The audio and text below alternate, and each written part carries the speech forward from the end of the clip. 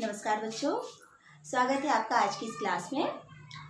हमारा टॉपिक चल रहा है क्लास 12th के अंतर्गत। हम पढ़ रहे हैं क्लास 12th और क्लास 12th के अंतर्गत हम पढ़ रहे हैं चैप्टर 13 एमीन बनाने की विधियाँ। चैप्टर 13 है एमीन और इसके अंतर्गत हमारा जो टॉपिक है वो है एमीन बनाने की विधियाँ। इसके पहले की क्लास में हमने एमीन बनाने की कुछ विधियों का अध्ययन किया है। आज की क्लास में हम पढ़ेंगे एमीन बनाने के लिए ये जो विधियों का यूज किया जाता है, जिसमें हमने फर्स्ट में लिखा है ग्रेवियल थैलेमाइड संश्लेषण, सेकंड है हाफमैन ब्रोमामाइड निम्नीकरण विधि और थर्ड है सिमिट अभिक्रिया। तो ये तीनों ही नेम रिएक्शन है, तीनों ही इंपॉर्टेंट है हमारी जो टॉपिक है एमीन के लिए। तो स्टार्ट करते हैं आज की हम क्लास। आप हेडिंग डाल सकते हैं और क्वेश्चन बना सकते हैं, बहुत सिंपल सा। निम्न अभिक्रियाओं को समझाइए। छोटा सा क्वेश्चन बना लेंगे, निम्न अभिक्रियाओं को समझाइए और फर्स्ट सेकंड थर्ड करके नोट कर लेंगे, ठीक है। तो स्टार्ट करते हैं हम। फर्स्ट जो हमारी अभिक्रिया है ग्रेवियल थैलेमाइड संश्लेषण, थैलेमाइड संश्लेषण। ओके, हेडिंग डालिए आप ना, हेडिंग डाल सकते हैं। नेम से पूछी जाती है रिएक्शन ग्रेवियल थैलेमाइड संश्लेषण किसे कहते हैं, ठीक है। ग्रेवियल थैलेमाइड संश्लेषण, यहाँ पर जैसा दिया हुआ थैलेमाइड संश्लेषण अभिक्रिया क्या है हम देखें। हमने हेडिंग डाल के रखी है, हम बना क्या रहे हैं एमीन। एमीन में हम क्या बना रहे हैं RNH2, ठीक है। अभिक्रिया में क्या बनने वाला RNH2। तो स्पेशली ये जो अभिक्रिया है इसका यूज हम करते हैं प्राइमरी एमीन बनाने के लिए, प्राथमिक एमीन बनाने के लिए इस विधि का प्रयोग किया जाता है। और बिल्कुल ध्यान रखेंगे इस विधि से हम एरोमेटिक एमीन नहीं बनाते हैं, केवल एलिफेटिक एमीन बनाते हैं। तो स्पेशली इस चीज का बिल्कुल ध्यान रखें कि इस अभिक्रिया से केवल हम क्या बनाते हैं प्राथमिक एमीन। अब ये जो अभिक्रिया इसमें थैलेमाइड संश्लेषण दिया हुआ है, मीन्स थैलेमाइड संश्लेषण मतलब अभिक्रिया में पहले हम क्या बना रहे हैं थैलेमाइड बना रहे हैं। थैलेमाइड ग्रेवियल थैलेमाइड संश्लेषण। तो यहाँ पर ग्रेवियल थैलेमाइड संश्लेषण में सबसे पहले हम ये देखें कि थैलेमाइड क्या है। थैलेमाइड के द्वारा प्राथमिक एमीन का संश्लेषण हो रहा है ना। तो जो थैलेमाइड है, आप थैलिक एसिड के बारे में अगर आपने सुना होगा तो पहले हम थोड़ा सा ध्यान दें। थैलिक एसिड COOH है ना, कि अगर बेंजीन से दो कार्बोक्सिलिक समूह 1-2 पोजीशन पे जुड़े हों, आर्थो पोजीशन पे जुड़े हों, तो उसे हम कहते हैं थैलिक एसिड। और जो थैलिक एसिड है इसी से बनाया जाता है थैलेमाइड। इस थैलेमाइड में होता क्या है, ये जो थैलेमाइड मीन्स एमाइड समूह जुड़ा होता है। किस प्रकार से, ये जो हाइड्रोक्सी समूह है इसकी जगह यहाँ पर होता है NH। तो ये NH क्या, हम एमाइड के बारे में जानते हैं ना आप सभी, RCONH2 है ना। ये कौन सा समूह है, एमाइड समूह है। तो यहाँ पर भी क्या है, ये जो CO है, CO से क्या जुड़ा है NH, लेकिन CONH2 में 2 हाइड्रोजन की जगह 1 हाइड्रोजन और एक और CO समूह जुड़ा हुआ है ना। तो इसको इस तरीके से भी लिख सकते हैं, ये जो CO है वास्तव में क्या है डबल बॉन्ड O है ना। तो ये RCONH2 में ये जो थैलिक एसिड है उसमें जो NHCO इस प्रकार से जुड़े रहते हैं और इसे कहा जाता है थैलेमाइड, ठीक है। ये हुआ थैलेमाइड। थैलेमाइड को हम परिवर्तित कर लेते हैं पोटेशियम थैलेमाइड में, जो अभिक्रिया में पार्टिसिपेट करता है। तो सबसे पहले रिएक्शन में हम थैलेमाइड की अभिक्रिया करवाते हैं पोटेशियम हाइड्रोक्साइड से। पोटेशियम हाइड्रोक्साइड से करवाते हैं तो ये जो हाइड्रोजन है वो OH से रिएक्ट करके क्रिया करके ये बना लेता है H2O, मीन्स यहाँ पर H2O का विलोपन हो गया है ना। ये हाइड्रोजन OH से H2O बना लेगा और K यहाँ पे आके जुड़ जाएगा, तो ये हो जाएगा C डबल बॉन्ड O और यहाँ पर आ गया NK। तो ये है थैलेमाइड और इससे क्या बन गया पोटेशियम थैलेमाइड।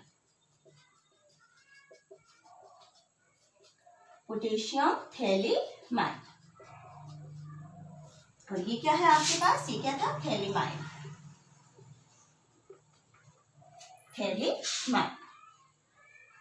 ओके, अब यहाँ पर अब ये जो पोटेशियम थैलेमाइड है इससे हम बनाते हैं प्राथमिक एमीन। तो अभिक्रिया 1 by 1 स्टेप होती है। तो पहले हम रिएक्शन देख लें, फिर आपको नोट कैसे करना है ये मैं बताती हूँ। तो पोटेशियम थैलेमाइड और पोटेशियम थैलेमाइड आप देख लिए कि थैलेमाइड कैसे बना। थैलिक अम्ल से, और थैलेमाइड की अभिक्रिया जब हम पोटेशियम हाइड्रोक्साइड से कराते हैं तो क्या बनता है, पोटेशियम थैलेमाइड। अब ये जो पोटेशियम थैलेमाइड है, नोट करते जाएंगे आप सभी, C double bond O, C double bond O, ये जो है इसकी अभिक्रिया हम करवाते हैं एल्किल आयोडाइड से। Alkyl iodide means Ri। जब एल्किल आयोडाइड से करवाते हैं तो यहाँ पर ये पोटेशियम आयोडाइड के साथ क्रिया करके क्या बना लेगा, पोटेशियम आयोडाइड। तो Ki का विलोपन हो गया, और Ki का विलोपन हो गया तो यहाँ पर बन जाएगा N से क्या जुड़ गया, नाइट्रोजन से C double bond O, C double bond O, और यहाँ पर ये जो नाइट्रोजन है K निकल गया, वहां पर जुड़ गया R, एल्किल समूह जुड़ गया। तो जो एल्किल समूह जुड़ गया तो ये हो जाता है N एल्किल थैलेमाइड। N से एल्किल समूह जुड़ गया तो इसका नाम हो जाता है N एल्किल थैलेमाइड। ओके, अब जो N एल्किल थैलेमाइड है इसका हम जल अपघटन करते हैं क्षारीय विलयन या अम्लीय विलयन की उपस्थिति में। जब इसका जल अपघटन किया जाता है तो जल अपघटन के फलस्वरूप ये प्राथमिक एमीन देता है। तो जल अपघटन हम या अम्ल की उपस्थिति में या क्षार की उपस्थिति में करते हैं। जैसे अगर हम यहाँ पर ले सोडियम हाइड्रोक्साइड की प्रेजेंस में भी हो सकता है, या अम्लीय या क्षारीय विलयन की प्रेजेंस में हम करते हैं। हम क्या कर रहे हैं, जल अपघटन, H2O से अभिक्रिया। तो जब जल अपघटन किया जाता है तो ये जो R है और ये N है, ये RN इसके हाइड्रोजन के साथ बना लेता है RNH2। मैं नीचे लिख रही हूँ यहाँ पर RNH2। कैसे, ये एल्किल समूह, ये वाला बॉन्ड टूटेगा, यहाँ पर नाइट्रोजन 2 हाइड्रोजन से क्रिया करके बना लेगा RNH2। और अब यहाँ पर क्या थे, यहाँ पे ये जो 2H2 मैंने लिखा मीन्स यहाँ पर क्या है, H प्लस OH माइनस, है ना। तो 2 है तो ये जाके जुड़ जाएंगे इस बेंजीन वाले से, C double bond O, OH, C double bond O, OH, है ना, मीन्स COOH। क्या बन गया ये C, यहाँ पर CO ऑलरेडी था तो ये जो OH है वो यहाँ पर जुड़ गए, और जो H है वो नाइट्रोजन से जुड़ गए। तो RNH2 मीन्स क्या बन रहा है, हमें उत्पाद के रूप में क्या मिल गया, ये एमीन। ये क्या है हमारा उत्पाद, और कैसा है, प्राथमिक एमीन। और ये क्या बन गया, थैलिक अम्ल। नाम नीचे लिख सकते हैं आप इसके, ये क्या है, थैलिक अम्ल मिलता है, प्लस यहाँ पर RNH2 प्लस। ठीक है, तो ग्रेवियल थैलेमाइड संश्लेषण के द्वारा प्राथमिक एमीन बनाए जाते हैं। इसके बारे में आप नोट कर सकते हैं। इस अभिक्रिया में सबसे पहले जो थैलेमाइड है इसकी अभिक्रिया पोटेशियम हाइड्रोक्साइड विलयन से करते हैं। पोटेशियम हाइड्रोक्साइड विलयन से करने पर हमें क्या मिलता है, पोटेशियम थैलेमाइड मिलता है। पोटेशियम थैलेमाइड जो है इसकी अभिक्रिया एल्किल आयोडाइड से करते हैं। Ri लिखा है मैंने, तो R alkyl, I iodide.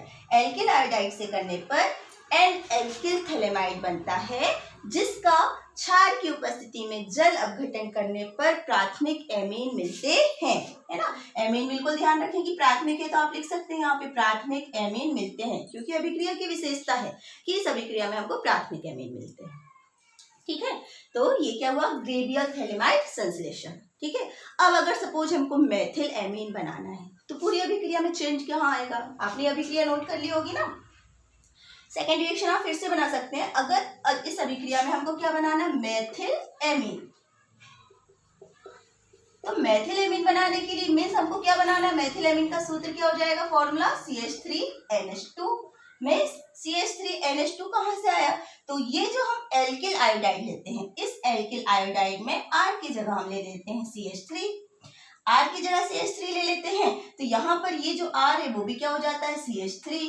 Means यहाँ पर जहां हमने लिखा N alkyl phthalimide, N alkyl phthalimide, तो ये क्या हो जाएगा, N methyl phthalimide, N methyl phthalimide. और इसका जब हम जल अपघटन करते हैं तो हमको जो अभिक्रिया है उस अभिक्रिया में क्या मिल जाता है, मेथिल एमीन, CH3NH2। ठीक है, तो पूछा जाता है जैसे ग्रेवियल थैलेमाइड संश्लेषण के द्वारा मेथिल एमीन कैसे बनाएंगे, तो मेथिल एमीन बनाने के लिए हम अभिक्रिया में एल्किल आयोडाइड की जगह क्या लेंगे, मेथिल आयोडाइड लेंगे।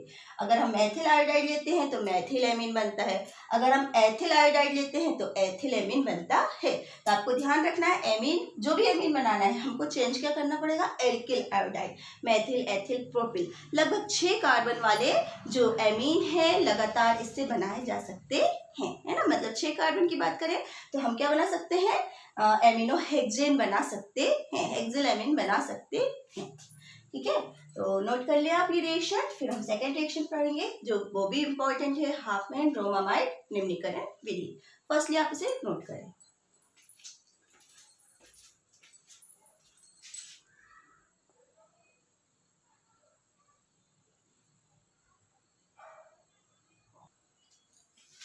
नोट कर लिया होगा आपने। नेक्स्ट हमारी जो अभिक्रिया है वो क्या है, हाफमैन ब्रोमामाइड निम्नीकरण विधि। हाफमैन ब्रोमामाइड निम्नीकरण विधि, इस विधि में क्या लिखा है देखिए हम पहले तो ब्रोमामाइड है ना, हाफमैन साइंटिस्ट के नाम से है। Bromamide means amide, broma means bromine, bromamide means यहाँ पर क्या होगा, एमाइड होगा। तो एमाइड मीन्स जिसका सूत्र हम क्या लिखते हैं, RCONH2, ये हुआ एमाइड। और ब्रोमा मीन्स ब्रोमीन यहाँ पर ले लें, और ये अभिक्रिया होती है कास्टिक पोटास के साथ क्षार की उपस्थिति में होती है, तो हम यहाँ पर ले लेते हैं पोटेशियम हाइड्रोक्साइड, है ना। तो ये 3 चीजें हैं जो अभिक्रिया में पार्टिसिपेट करते हैं। बिल्कुल आप जब अभिक्रिया बना रहे हैं अभिकारक लिख लें, और अब इसके बारे में हम शब्दों में लिख सकते हैं, है ना, कि इस अभिक्रिया में एमाइड की अभिक्रिया क्षार की उपस्थिति में ब्रोमीन से होती है ना। एमाइड की अभिक्रिया क्षार की उपस्थिति में ब्रोमीन से होती है, सांद्र क्षार की उपस्थिति में ब्रोमीन से होती है, जिसके फलस्वरूप हमें एमीन मिलते हैं, मीन्स RNH2 एमीन मिलते हैं। अब यहाँ पर इस अभिक्रिया में R है, वो तो क्या बना लिया, NH2 डायरेक्ट। ये जो CO है, Br है, पोटेशियम हाइड्रोक्साइड है, इनको अगर हम बैलेंस करें 4 पोटेशियम हाइड्रोक्साइड है जिसमें से 2 ये बना लेते हैं 2 KBr पोटेशियम ब्रोमाइड, प्लस यहाँ पर जो 2 पोटेशियम है वो यहाँ पर CO से क्रिया करते हैं, साथ में ऑक्सीजन से क्रिया करते हैं, और ये बना लेते हैं K2CO3, K2CO3। तो इस अभिक्रिया में हमको क्या मिलता है, जो एमाइड है, एमाइड की अभिक्रिया किससे हो रही है, अगर हम देखें ब्रोमीन से होने पर क्या बन रहा है, पोटेशियम हाइड्रोक्साइड की प्रेजेंस में होने पर एमीन बनते हैं, साथ में यहाँ पर H2O। ठीक है, यहाँ पर मैं आगे लिख देती हूँ 2H2, तो ये उत्पाद के रूप में हमको मिलते हैं। ठीक है, तो पूरी अभिक्रिया में अगर हम देखें कि एमाइड की अभिक्रिया क्षार की उपस्थिति में ब्रोमीन से होती है तो एमीन बनते हैं, एमीन, ये हमारा हो गया उत्पाद। ठीक है, अब इस रिएक्शन में R की जगह हम ले लेते हैं एसिटामाइड मीन्स CH3CONH2, नाम निकलेंगे इसका क्या, ये एसिटामाइड। एसिटामाइड की अभिक्रिया ब्रोमीन से होगी, किसकी प्रेजेंस में हम ले रहे हैं, क्षार मीन्स यहाँ पर हम ले रहे हैं पोटेशियम हाइड्रोक्साइड KOH, इसकी प्रेजेंस में जब अभिक्रिया होती है तो अभिक्रिया में R की जगह आ गया CH3 मीन्स प्राथमिक एमीन, CH3NH2 प्लस यहाँ पर ये बन गया, और सेम वही प्रोडक्ट हम बना दें 2 potassium bromide KBr plus K2CO3 plus 2H2O, है ना। स्टार्ट रिएक्शन को अगर आप देखेंगे पोटेशियम, ऑक्सीजन, हाइड्रोजन, ब्रोमीन सभी कुछ आपको बैलेंस, ध्यान रखना इस चीज का, बैलेंस होना चाहिए।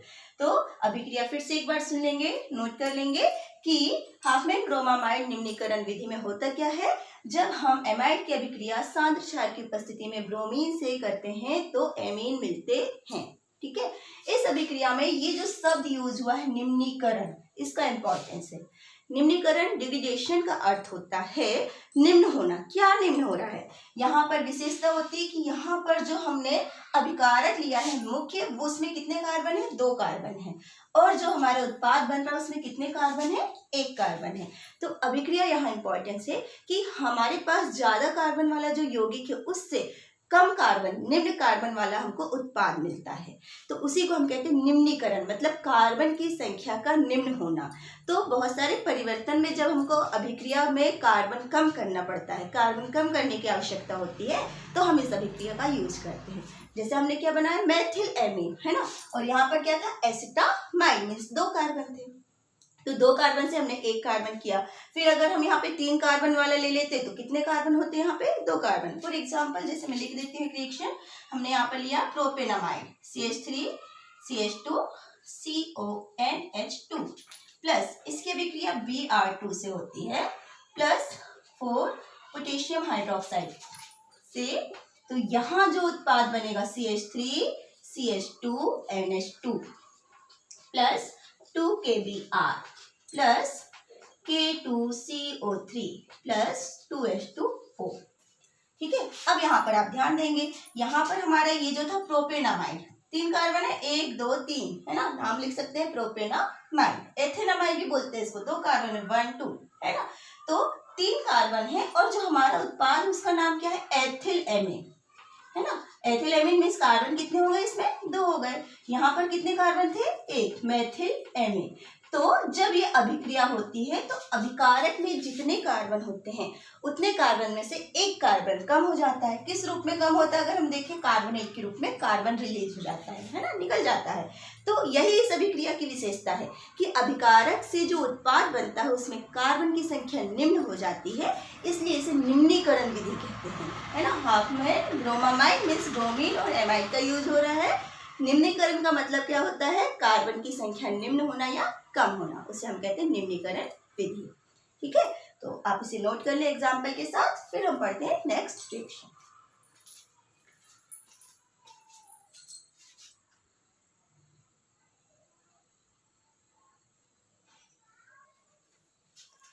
नोट कर लिया होगा आपने।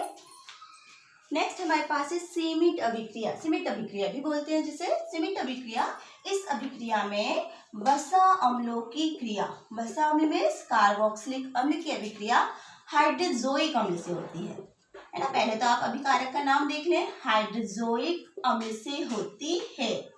अब वसा अम्ल के बारे में आप जानते हैं कि कार्बोक्सिलिक अम्ल मीन्स RCOOH, इसको हम कहते हैं वसा अम्ल। फिर हमारे पास क्या है, हाइड्रोजोइक अम्ल, शायद आप लोगों के लिए नया हो सकता है। अम्ल है हाइड्रोजोइक है, यहाँ पर ये नाइट्रोजन का एक अम्ल है जिसका फॉर्मूला हम लिखते हैं HN3। ठीक है, ये ध्यान रखेंगे। NH3 क्या होता है, अमोनिया होता है। हमने क्या लिखा, HN3 हाइड्रोजोइक अम्ल। कई बार ऑब्जेक्टिव क्वेश्चंस भी आते हैं, हाइड्रोजोइक अम्ल क्या है, तो हाइड्रोजोइक अम्ल जिसको हम क्या बोल रहे हैं, HN3। तो HN3 अमोनिया से आप याद रख सकते हैं, NH3 HN3 है ना। तो जब वसा अम्ल या कार्बोक्सिलिक अम्ल की अभिक्रिया हाइड्रोजोइक अम्ल से होती है प्रेजेंस ऑफ सल्फ्यूरिक अम्ल, H2SO4 की प्रेजेंस में, और ये जो हाइड्रोजोइक अम्ल है इसका जो विलयन होता है वो क्लोरोफॉर्म अक्रिय विलायकों की उपस्थिति से बना होना चाहिए। मतलब जब इसका विलयन बनाते हैं हम, तो हम क्लोरोफॉर्म में बनाते हैं, अक्रिय विलायकों की उपस्थिति में इसका विलयन बनाया जाता है। तो शब्दों को और थोड़ा सुधार कर हम लिख सकते हैं कि जब अक्रिय विलायक जैसे कि क्लोरोफॉर्म में बने हुए हाइड्रोजोइक अम्ल की अभिक्रिया सल्फ्यूरिक अम्ल की उपस्थिति में वसा अम्ल या कार्बोक्सिलिक अम्ल से होती है तो एमीन बनते हैं, है ना। अब एमीन कैसे बनते हैं, तो यहाँ ये R है, ये HN3 है, ये कन्वर्ट हो जाता है RNH2। तो एक नाइट्रोजन यहाँ आ गया, हाइड्रोजन, ये 2 हाइड्रोजन है, NH2 बना लिए, प्लस बहुत सिंपल सी रिएक्शन है, ये कार्बन डाइऑक्साइड CO2 के फॉर्म में निकल जाएगा, प्लस बचे हुए जो 2 नाइट्रोजन है वो क्या बना लेंगे, N2 नाइट्रोजन गैस। तो इस प्रकार से इसे हम कहते हैं सीमित अभिक्रिया, कि जब, फिर से आप सुन सकते हैं कि अक्रिय विलायकों में बने हुए हाइड्रोजोइक अम्ल की अभिक्रिया सल्फ्यूरिक अम्ल की उपस्थिति में कार्बोक्सिलिक अम्ल से होती है तो एमीन बनते हैं। इस अभिक्रिया को हम सीमित अभिक्रिया कहते हैं। अब R की जगह पर ले लेते हैं CH3COOH। जब भी हम R की रिएक्शन लिखते हैं तो आप बिल्कुल ध्यान रखें, R की जगह हम L के समूह कोई भी हो सकता है, मेथिल, एथिल, प्रोपिल। तो आप भी जब रिएक्शन लिखते हैं तो 2 से 3 रिएक्शन बना के प्रैक्टिस जरूर करें, है ना। R लिखते जाते हैं कई बार, तो R होता क्या है उसका अर्थ भी हमको पता होना चाहिए, है ना। R L के समूह है और एल्किल में मेथिल, एथिल, प्रोपिल, क्योंकि रिएक्शन में कई बार मेथिल एमीन पूछता है, कई बार एथिल एमीन पूछता है। हमको पता होना चाहिए हमने एमीन तो बनाए हैं, पर मेथिल एमीन बनाना है तो हमको CH3COH लेना पड़ेगा। अगर हमको एथिल एमीन बनाना है C2H5 हमको यहाँ पर लेना पड़ेगा, है ना। तो देखो, जैसे मैंने मेथिल ये लिया, एसिटिक अम्ल, इसकी अभिक्रिया हमने करवाई किससे, हाइड्रोजोइक अम्ल, नाम बिल्कुल याद रखेंगे आप, हाइड्रोजोइक अम्ल, है ना, HN3 प्रेजेंस ऑफ H2SO4। इसकी प्रेजेंस में अभिक्रिया करवाते हैं तो R की जगह क्या आ गया, CH3NH2 plus CO2 plus N2। Okay, अब यही अभिक्रिया अगर हम C2H5 की करते हैं, ये है एसिटिक अम्ल, या इसी को हम क्या बोलते हैं, एथेनोइक अम्ल, है ना। ये इसका क्या है, IUPAC नाम, एथेनोइक अम्ल। और ये क्या है, प्रोपेनोइक अम्ल। 3 कार्बन है तो प्रोपेन, प्रोपेनोइक अम्ल। अब इसकी अभिक्रिया अगर हम करते हैं किससे, हाइड्रोजोइक अम्ल से, तो ये क्या बना लेगा, C2H5NH2 means ethyl amine plus CO2 plus N2 nitrogen gas. ठीक है, तो देखा ना हमने, अगर हमने कहा मेथिल एमीन बनाना है तो हमने एथेनोइक अम्ल लिया, एथिल एमीन बनाना है तो हमने प्रोपेनोइक अम्ल लिया। तो ये हमको कई बार हम रिएक्शन सारी पढ़ लेते हैं और इस चीज पे ध्यान नहीं देते हैं। तो जब भी आप लोग रिएक्शन पढ़ते हो तो बिल्कुल आर की जगह जितनी आप कोशिश कर सकते हो, मेथिल, एथिल, प्रोपिल, ब्यूटिल, जितना भी आप रख सकते हो उनको रखें जरूर, तभी आपकी प्रैक्टिस होगी, है ना। तो जैसे यहाँ पर एक क्वेश्चन फिर से हम रिपीट करें, पहले की क्लास में मैंने बताया कि यहाँ क्वेश्चन क्या आ सकता है कि क्या होता है जब एथेनोइक अम्ल की अभिक्रिया हाइड्रोजोइक अम्ल से होती है। एथेनोइक अम्ल की क्रिया किससे हो रही है, हाइड्रोजोइक अम्ल से। तो हमको ये रिएक्शन लिखनी है और क्या बन रहा है हमारे रिएक्शन में, मेथिल एमीन, है ना। या फिर इसी को प्रोपेनोइक अम्ल की अभिक्रिया हाइड्रोजोइक अम्ल से होती है तो क्या बन रहा है, एथिल एमीन, है ना। तो इस टाइप के क्वेश्चन हमसे बनने चाहिए। अभी जैसे हमने पढ़ा ना हाफमैन ब्रोमामाइड निम्नीकरण अभिक्रिया, तो उसमें हमने क्या लिया था, एमाइड लिया था, ब्रोमीन और क्षार। तो क्वेश्चन क्या आ सकता है, इससे संबंधित, है ना। आपने रिएक्शन लिखी, आप देख लें कि जैसे हमने लिया एसिटामाइड, क्या होता है जब एसिटामाइड की अभिक्रिया सांद्र क्षार की उपस्थिति में ब्रोमीन से होती है, तो उसकी रिएक्शन आपको क्या लिखना है, ये जो हमने पढ़ा हाफमैन ब्रोमामाइड अभिक्रिया, है ना। तो इस टाइप के जो क्वेश्चंस है वो हमको जरूर सॉल्व करके देखने ही हैं, तब जाके हम जो केमिस्ट्री की रिएक्शन पोर्शन है वो हमारे लिए आसान हो जाता है ना। तो आप आज का ये जो टॉपिक है, वीडियो है, वो ध्यान से देखें, समझें और इन वीडियो को नोट करें और इससे संबंधित जो भी क्वेश्चन है उनको बुक से देख के सॉल्व करें। Thank you.